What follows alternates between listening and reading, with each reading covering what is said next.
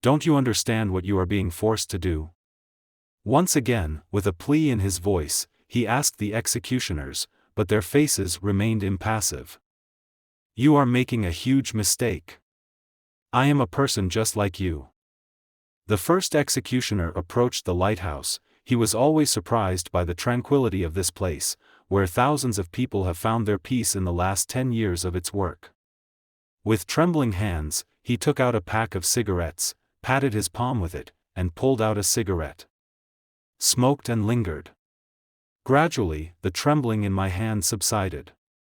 The wind did not let up, but he did not care. In addition to bad weather, there are worse things. The prisoner glared at him. The colleague standing behind him, if you can call him that, showed no emotion. Here he won at the expense of composure, an important element that the first could not acquire. I see that you have not lost your humanity, let me go. The prisoner shouted to the first executioner. If not for his colleague, he would have done just that. Only a cold-blooded man with a calm expression on his face in a completely soaked raincoat instilled in the first the qualities inherent in him for work. Your words won't help you, he said uncertainly to the man. The last hope of the unfortunate died. He completely drooped, and it was as if life had left his eyes. The second, taking the prisoner by the elbow, led him to the middle of the rock. He stopped to the right of the lighthouse, his eyes fixed on the ocean.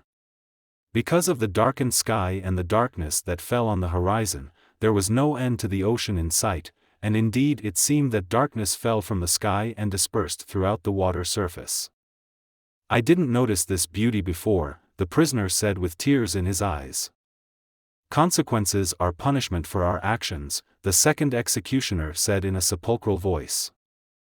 The first took out a black-bound book from the pocket of his cloak, the pages of which were cast in red. You are accused of high treason, he turned to the prisoner and began to read from the book. There is no crime worse than betrayal of the motherland, and the one guilty of it should not expect mercy, when he is doubly rewarded for all his sins. And there will be no reduction of the sentence for the traitor, and he will not live at the expense of the people.